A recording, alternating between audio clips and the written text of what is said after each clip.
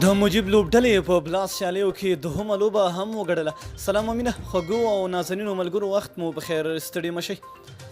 د انګلستان په ستر لیګ ویټالټي بلاس سیالیو کې د مجیب الرحمن اړوند لوبډلې میډل سکس د 30 منډو په توپیر سره سوري لوبډلې ته ماتې ورکړه. په دې سیالۍ کې پچا د میډل سکس لوبډلې وګټله او لومړی د توپخانې پریکړه وکړه. دوی په ټاکل شویو 20 اورونو کې د 3 لوبغاړو په سوځېدو سره سوري لوبډلې ته د 210 منډو هدف وټاکه. د میډل سکس لوبډلې لپاره په توپخانه کې ډیوډ میلان تر ټولو ښه توپخانه وکړه. نوموړي په دې سیالۍ کې سلیزه ووهله. هغه د 20 شپږیزو او 11 څلوریزو پر مټ 117 منډې جوړې کړې. د سوري لوبډلې لپاره په توپ اچونه کې ټام کرنن 2 لوبغاړي وسوځول. د غراز عمران طاهر هم په وروستیو کې یو لوبغاړی له مخې پورته کړ. سوري لوبډلې ټاکل شوي د 210 منډو هدف په ټول توان سره ترلاسه نه کړ. دوی د 9 لوبغاړو په سوځېدو سره په 20 اورونو کې ټول 109 منډې جوړې کړې او سیالۍ د 30 منډو په توپیر بایلوده.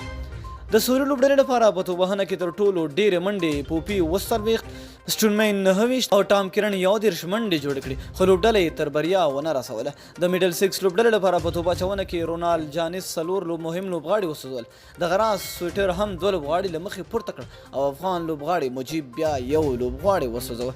دا سیالۍ میډل سکس لوبډلې د 30 منډو په توپیر سره وګټله او د دې سیالۍ غوره لوبغاړی د میډل سکس لوبډلې لوبډلمشر ډیوډ میلن اعلان شو. نوموړي په دې سیالۍ کې سلیزه وهلې وه. د یادولو ده د انګلستان په ویټالټي بلاس سیالیو کې له افغانستانه ټول 3 لوبغاړي لوبیږي چې په هغې کې د محمد نبي ترڅنګ راشد خان او مجیب زدران هم شامل دي. نو مینه او مننه خوږو ناظرینو ملګرو چې ویډیو مې راسره تر پایه وکته.